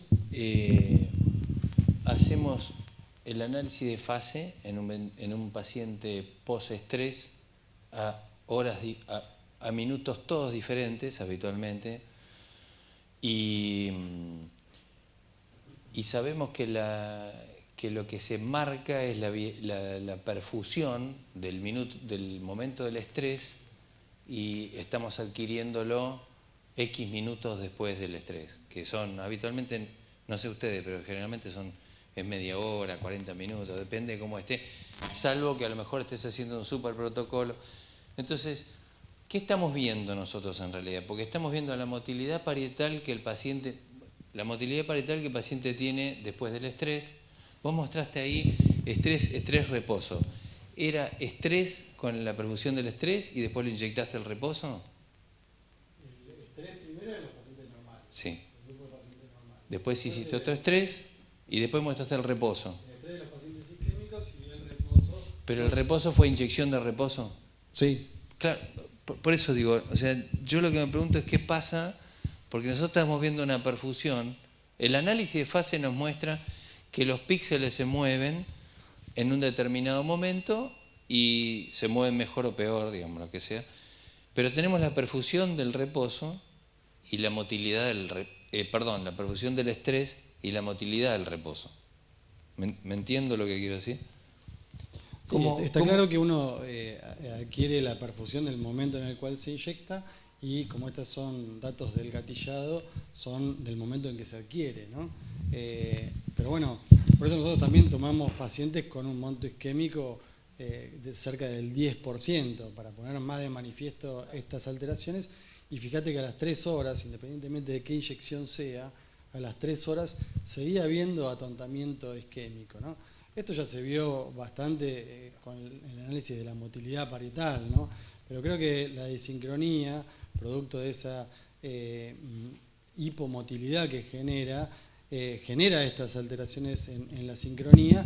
Y bueno, nosotros interpretamos que esta era otra forma de identificar eso que se veía antes como trastornos de la motilidad también. Lo que yo Creo que sería un criterio de verdad, sería ver el eco en el momento que le estás adquiriendo el estudio, para saber qué estás viendo vos, porque vos estás viendo un mapa de activación, un análisis de Fourier de un píxel, que conserva la perfusión del momento en que lo inyectaste. Asumiendo que el MIBI solamente recircula un 5%, vos estás viendo la perfusión de eso. Y te está mostrando el análisis de fase esa perfusión. Aun cuando tomamos la fracción de eyección, nosotros estamos tomando la fracción de eyección que nos da la perfusión que le estamos tomando. ¿Me entiendo lo que quiero decir?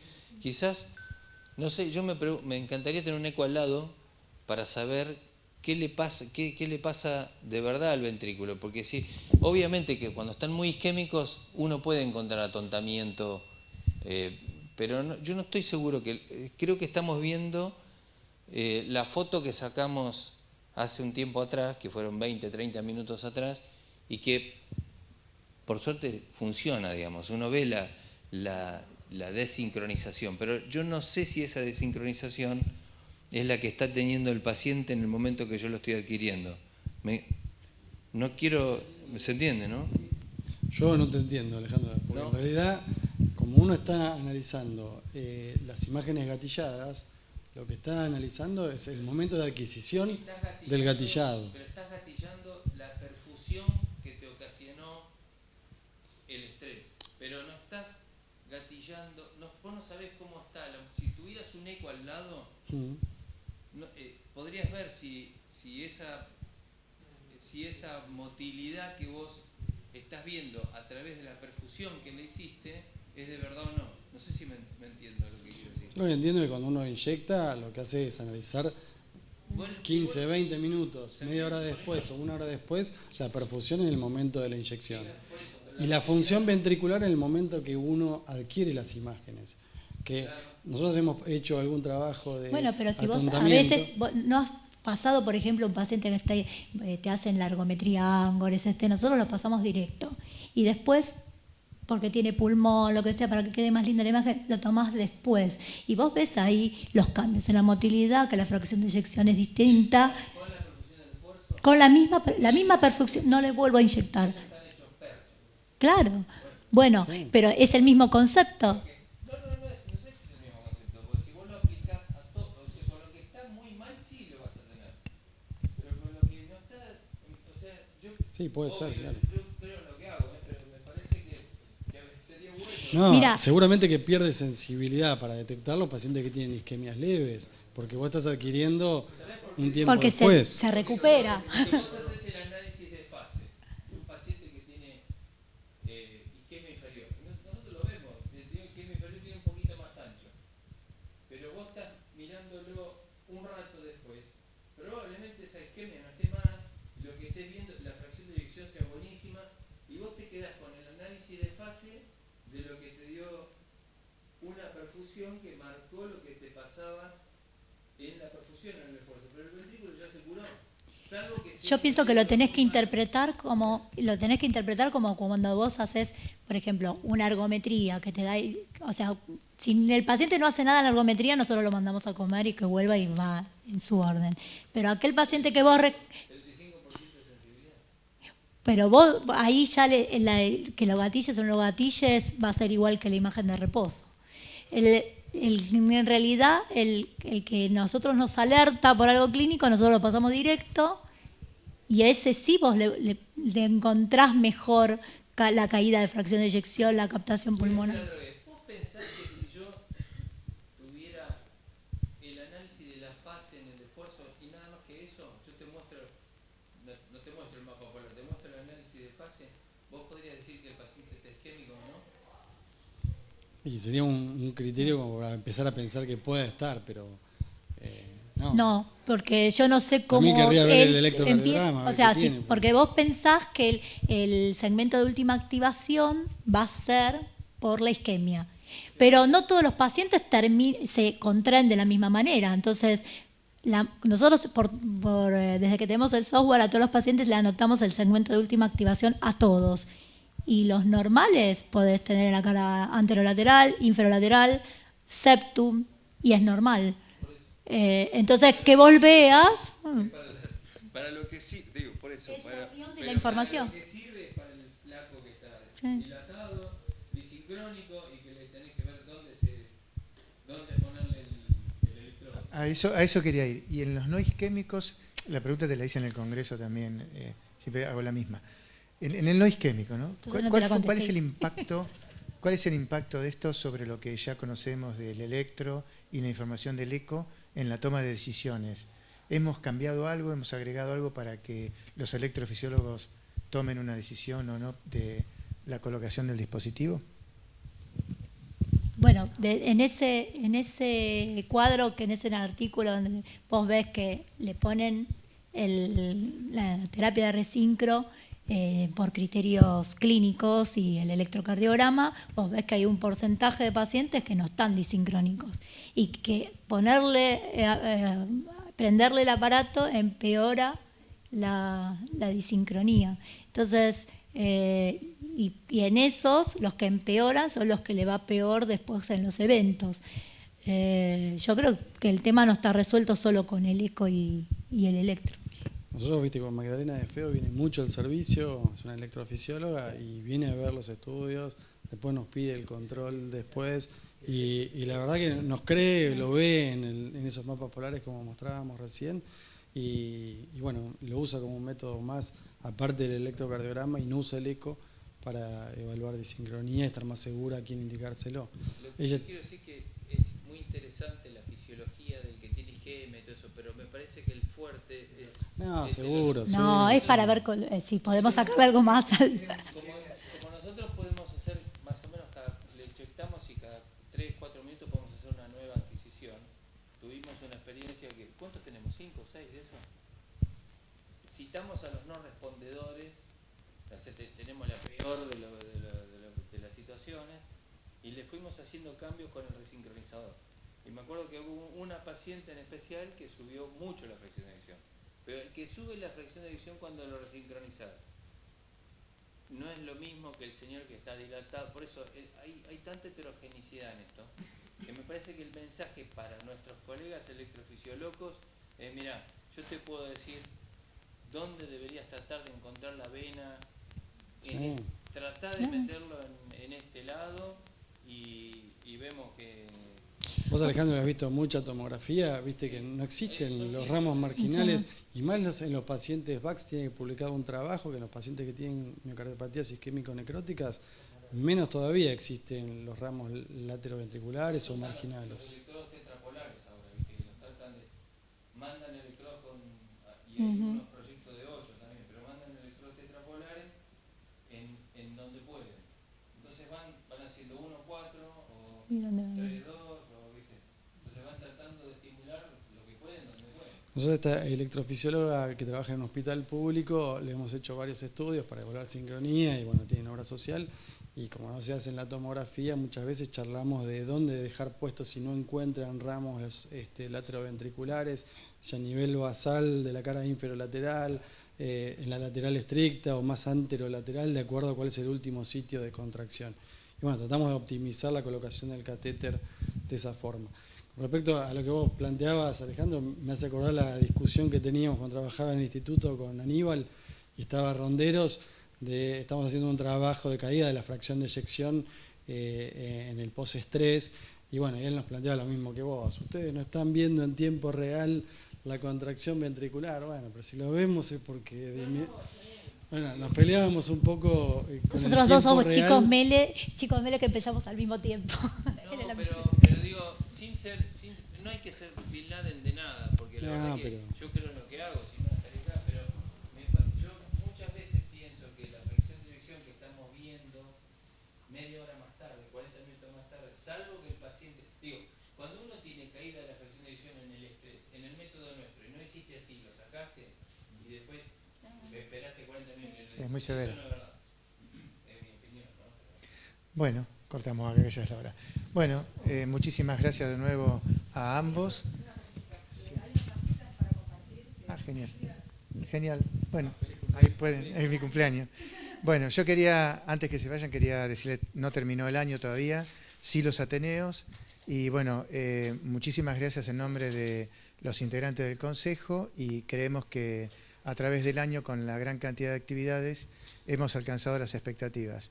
Y bueno, y los invitamos obviamente a participar de las mismas actividades y mejores para el año que viene. Y dos cosas importantes antes de que termine noviembre. El martes 14 se va a desarrollar acá el primer Ateneo Interconsejo, la primera actividad grande donde van a participar todos los consejos de la Sociedad Argentina de Cardiología, con 4 casos clínicos presentados por CONAREC, y es la primera experiencia de la sociedad en eso, así que van a recibir, como siempre, la publicidad a través de los grupos o de la página web de la SAC. Y para los integrantes del Consejo, no se olviden que el día jueves 16 hacemos la asamblea anual ordinaria para el cambio de autoridades y los proyectos para el 2018. Y bueno, muchísimas gracias a todos y los esperamos a futuro.